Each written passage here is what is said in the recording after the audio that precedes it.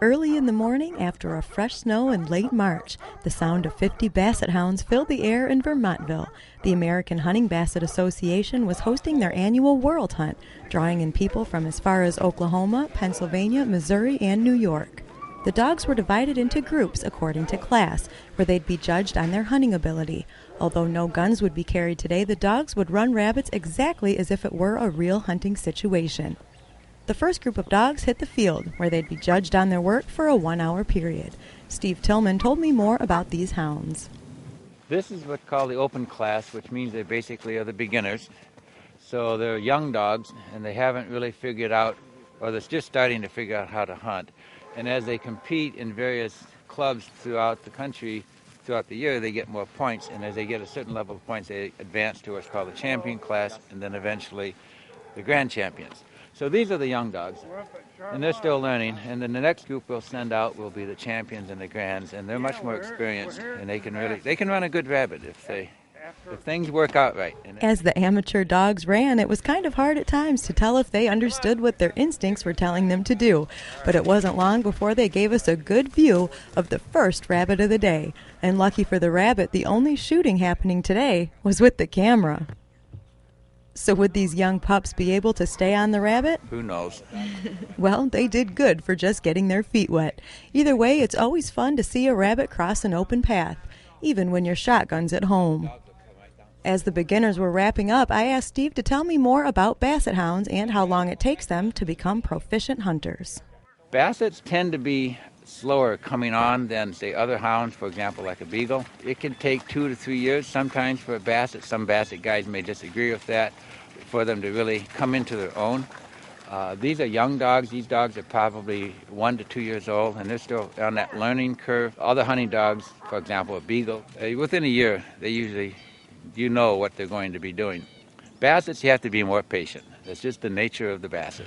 Today we're on the World Hunt, which is sort of like the World Series of the Basset world. The Bassets over the years tend to be in house dogs. They lose that instinct, and they become what we would call couch potatoes. Bassets are lovable dogs, but they have lost a lot of that urge, the hunting urge that they originally had. And there's been a remarkable improvement of the breed over the last 4 or 5 years that I've been involved in the organization, of just being able to still identify those dogs that are good in the field and then breeding them back to other good dogs in the field, and thereby improving the breed. And that's what the whole purpose of the American Hunting Basset Association is all about. The hour was almost up for this cast of dogs, and the judge was wrapping up his final scores. Steve said this was a tough morning for the judge. There wasn't much scoring going on, so it makes it really tough for the judge to try to figure out who's going to be the first place dog and the second place dog and the third place dog.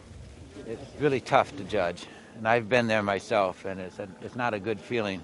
The final scores were tallied, and Eric Figg from Missouri was happy to hear that his dog Remington had taken first place in the open class. Hey, Remington, look at that, man. Going to the finals in the world. More than we can expect, huh, Yep. Remington? That's more than you expected when you came here, isn't it? That's Yeah. for sure. Yeah. Tell me about Remington. Remington's 13 months old, and he's the first puppy that started running out of the first litter that I've had. So Eric was proud of how his pup's instincts showed up in the field today. Maybe soon Remington will move up to the champion class, the more experienced dogs, which is who we were about to go out with. We headed to another field to give the champion class a run for their money. As the guys and their Bassets made their way to the starting point, the judge for this cast, Miles, was preparing to keep up with the dogs to score them.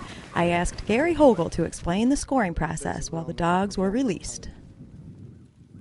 The judge's responsibility is to keep up with the hounds, score them. They're scored on strikes, jumps, and checks. A strike is the first dog that opens on track and barks 3 times. A jump is the dog that physically jumps up the rabbit and gets pushed out. A check comes after that, after they get running. If they lose the rabbit for 10 seconds, the first dog that picks it up and starts pushing the line out receives 20 check points. and points at the end of 1 hour. The dog with the most points is the one that wins that cast and advances up to the next level. In order to keep a fair and accurate score, the judge must keep up with the dogs as they work, which means he often has to run. Since Miles runs cross-country, he had no trouble keeping up with the dogs. Remember that all these dogs in the champion class had to win the open class 3 times in order to get here. If they get 5 wins in the champion class, then they move up to compete at the grand champion level. It was a great day outside today. With one of the last snowfalls of the season blanketing the ground and everything around us, it was fun to watch the dogs work, and beautiful just to look around.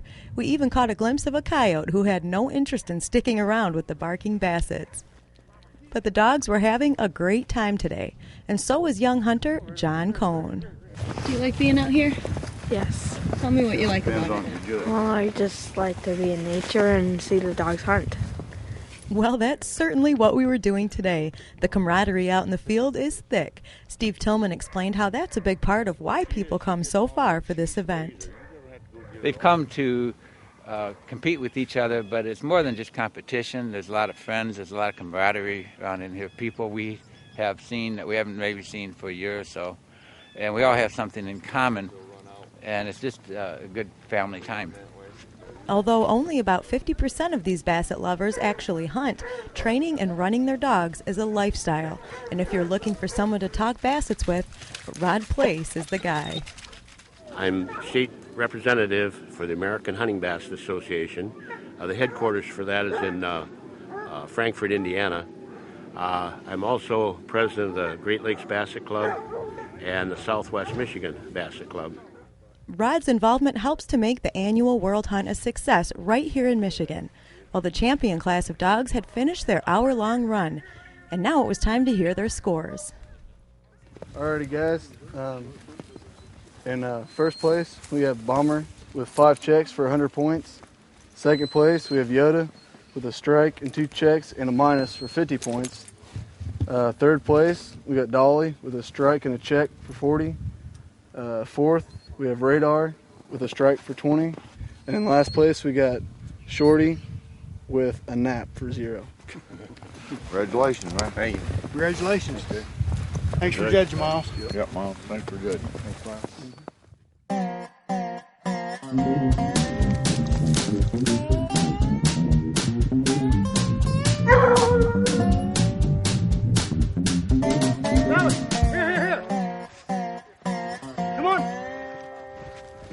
A special thanks to everyone who participated in the World Hunt today and for giving us a glimpse into the world of the Basset Hound.